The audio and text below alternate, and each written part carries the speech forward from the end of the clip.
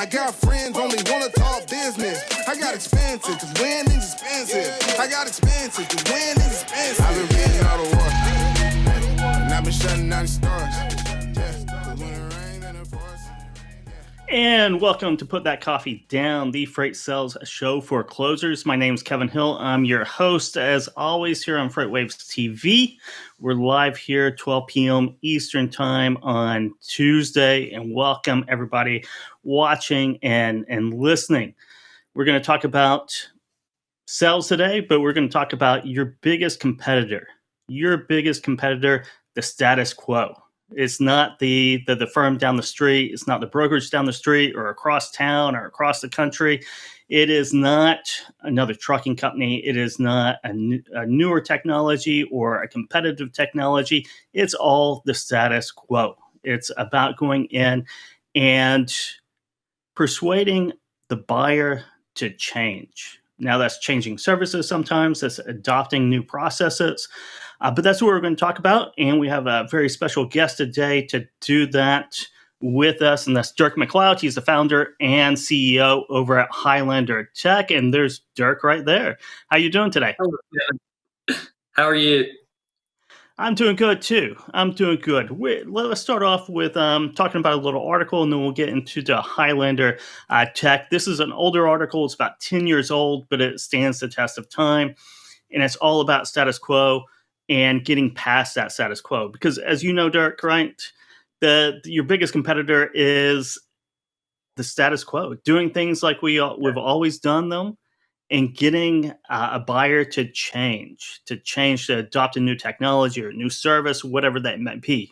That's the toughest roadblock, isn't it? It is, especially in trucking, as we all know. Everybody has been doing the same thing for a long time. Yeah. So some of that is, there's 3 points here that we're going to cover real quickly. It is, don't get blinded by bias, right? And that's your own bias.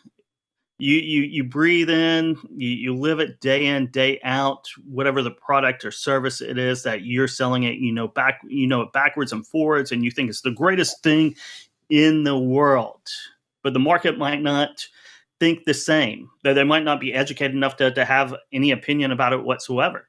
So to take an unknown service, product, technology, right, Dirk, and to have that implemented, you really have to sit in that buyer's seat and educate. It's going to be a long process sometimes, but it's walking the mile in those shoes, right? Yes, and it is a long process. It is. It is. It's something simple. It's still a long process, right? And it might be very clear in your mind, but to get that same clarity in the prospects or the buyer's mind, that is a long process. Yep. And it's all how you tell the story, it seems like, you can tell it two different ways and you get two different reactions. Is exactly right. It is all about the story. Number 2 is don't confuse interest with intent. And I think a lot of entrepreneurs and a lot of salespeople, there's a lot of confusion because it's a fine line sometimes, right? But it's a very long bridge. And you do have to cross that. And getting a lot of interest is a great feeling. It's amazing, right? But to actually have action following that interest is where the rubber meets the road. Absolutely. Yeah. And then don't rely on early adopters. Now, I think early adopters are fantastic. They're going to get you off the ground. They are going to be great cheerleaders for you and champions for you. They're going to give you a lot of great feedback to improve your product or your service or tailor your story with. But early adopters are very minority, very small segment of the entire market, right? So while those early adopters are very important, sales has to change to go out and grab those early majority, those late majority, if you go by the diffusion scale, right? But the overall general market, you have to change your approach. Yeah, and I think especially as a startup, you end up with some early adopters and you think immediately, I've got product market fit. And then things slow down and you realize, okay, maybe I really don't have product market fit. And then you end up pivoting, and ultimately you end up stumbling across something that, that is end up being your product.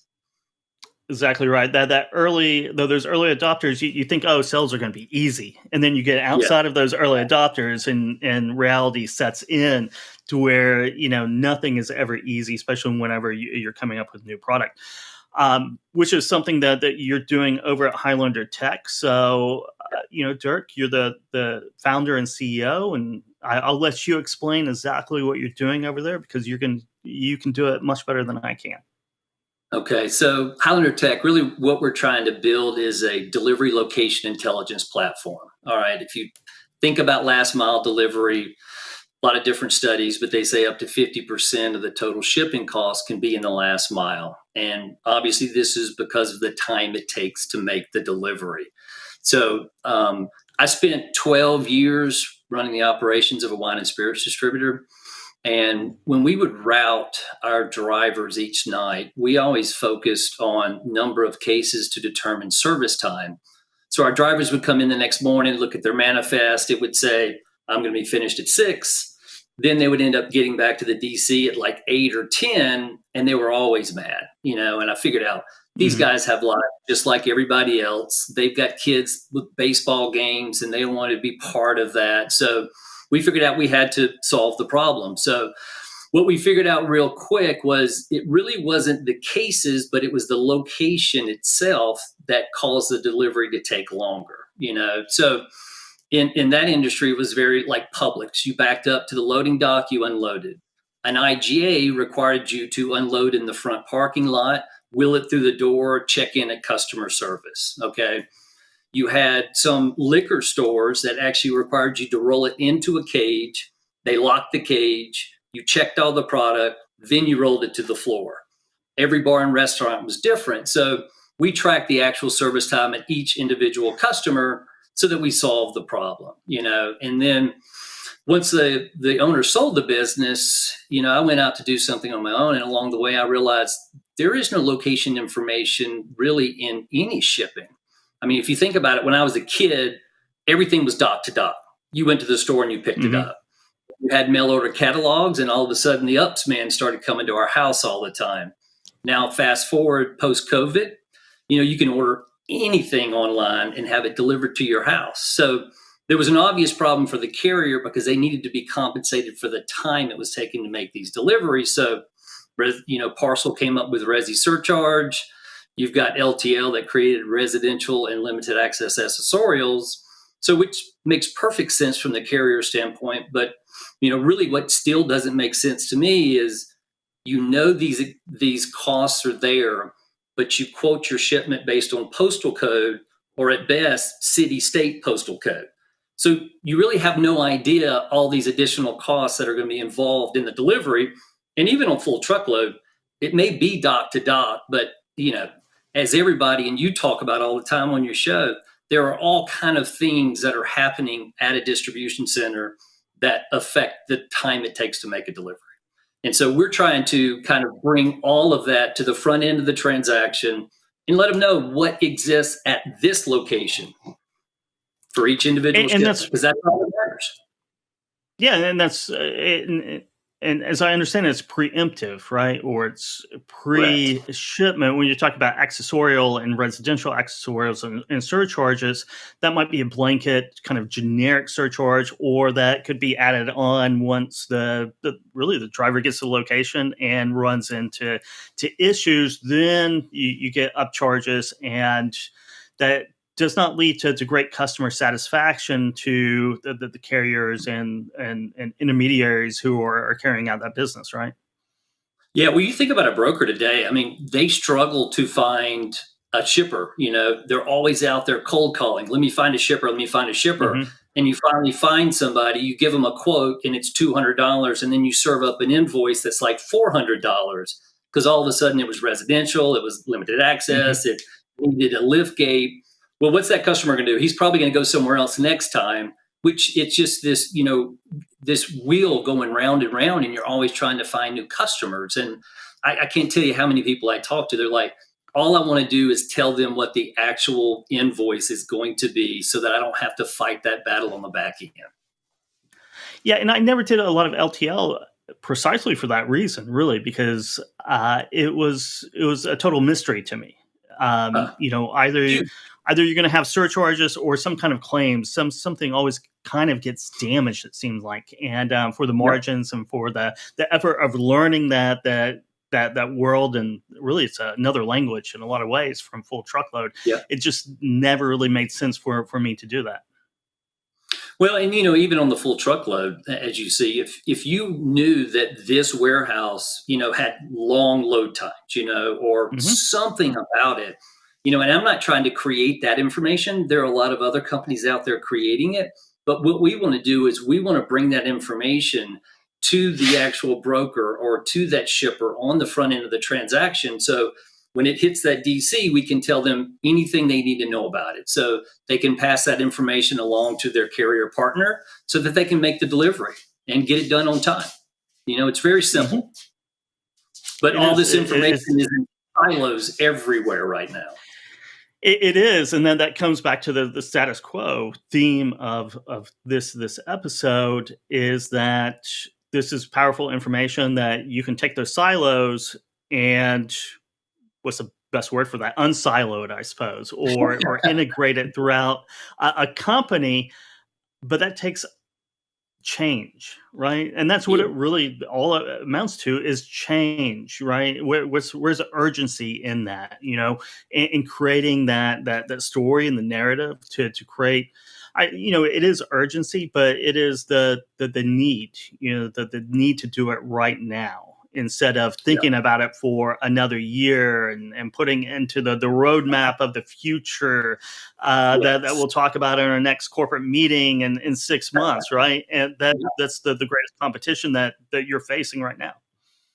Oh, absolutely. I mean, I can't tell you, all these large brokers, you have this conversation, and yes, it's a problem. And then you kind of get in line with their technology team and what's a priority right now. And the priorities are always shifting. So it goes back and forth. And, it's hard to rise to the top, so it's really, for us, it's about just getting this information out there so people know it exists. And that's kind of the main point of what we're doing right now.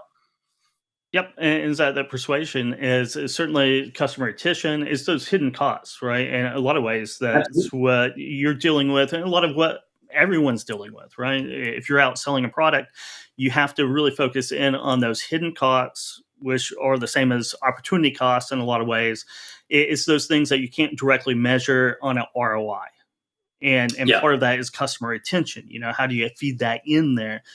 You have to create a great story because the numbers are somewhat too hard to get to in a lot of ways. But stories will resonate with a number of people. Yeah, and it's across all modes. I mean, even parcel, a residential surcharge could be $5.85, and nobody knows that exists. But you think about these retailers out there that are struggling to, make their e-commerce business profitable. But if you're paying a residential surcharge on every one of these, that's a lot of money. And there are some regional carriers that they want that residential delivery, and they'll charge a lot less. But if you don't have that information up front, you can't make that decision. Yeah, and you think about how competitive e-commerce is, right? And you're talking about surcharge, where you're probably offering some sort of free shipping. Certainly if you hit a dollar amount of sales, and then you have to factor in the returns, right? And what those surcharges are on those free returns that everyone is offering really cuts into your margin quite quickly. Yeah, well, you think of there's a lot of large e-commerce players out there that have been in existence for a long time, and they've never made money, And I think the world of easy VC money being thrown at you just because you have a lot of customers, I mean, right now that doesn't exist. So what's going to happen? People have to make money. That's the key. Cash is king. It is. We talked about LTL. How about full truckload applications for something like that? Facilities. We always talk about detention and demurrage and loading times. But lumper. What's required at that, and oftentimes maybe the ease of access in and out of those locations as well, because I've had deliveries into, it's a dock, it's a warehouse, but you have to back around a corner to get into the dock because it's a small Absolutely. warehouse, let's say, right? And there's some dangers in there that are always a sticking point, and it's nice to have information to tell your drivers and things like that. Well, you think about every address is actually created by the USPS, and it all is for the location that mailman enters the building.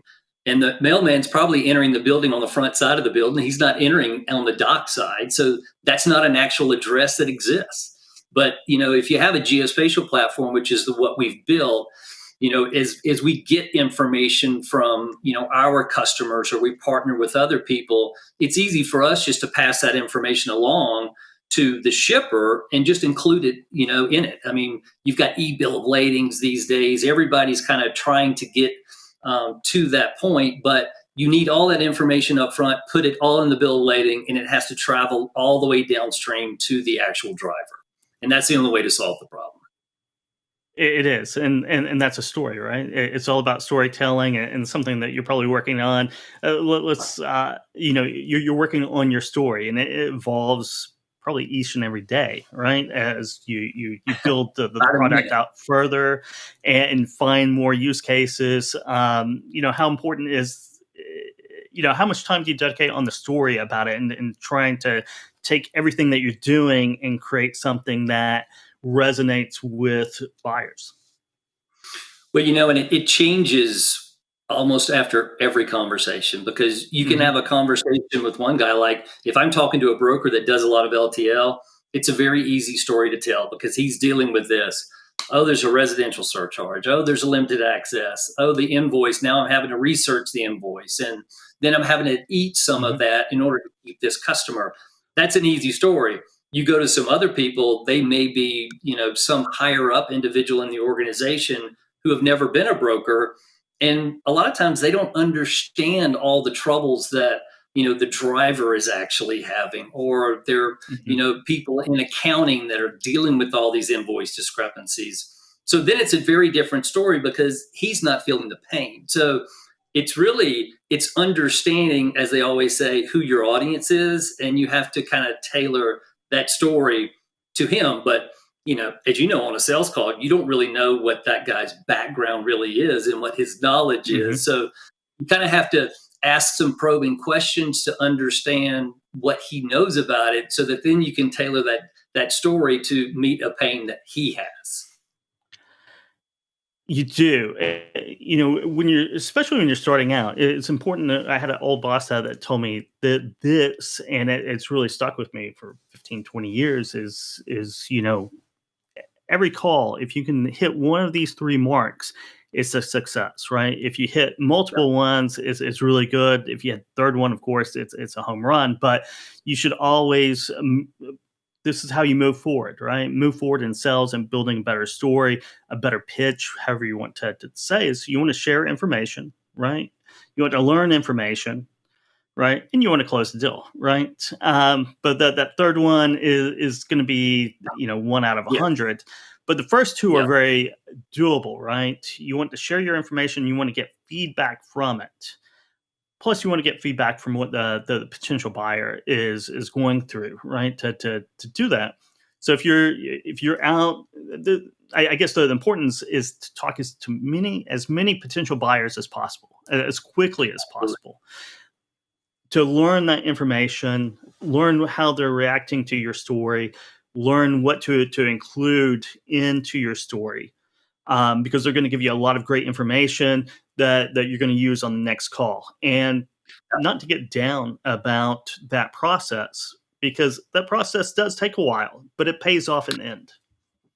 Yeah, no, absolutely. You and I were having a conversation the other day. I was asking, you're like, well, I know what I did badly. And I'm like, well, that's good information as well. Tell me what not to do so I can at least avoid that pitfall. It is. And then that's part of sales and business and life in general, right? It's a process of elimination. I think Thomas Edison said it. I know 9,999 ways not to make a light bulb. and just know one way to do it. And then I finally got there, which is that persistence that it takes, especially whenever you have a new product, but a new data set out there. While it makes sense, and everybody has always said, "Oh yeah, I wish I had that." Actually, beating that status quo to take action when you need to take action, which is always right now, right, in sales. Yeah. But to take action is a difficult thing to do, and it takes persistence and willpower and not getting down with all the no's, right? Yeah, you have to have thick skin. That's one thing you learn really quick is, it's the majority of the answers you get, it's no, and you have to be able to get past it. But it's hard to get over someone saying something bad about your product or, oh, that doesn't make sense. But, so you're down and then the next call, they're like, oh, wow, that's the greatest thing since sliced bread. And so you're right back up again and then you're down again and then you're up. So it's definitely a roller coaster for sure. It is, and it's something that to even that out a little bit. It's never going to even out very much, but to even it out is we were talking about early adopters. Identify those early adopters, right? You really want to take advantage of that. And then if we go into the chart of diffusion, you have the early majority, which is sandwiched between early adopters and the median on the bell curve, right? Those early majority because they're sellable. You get into late majority and then the never evers.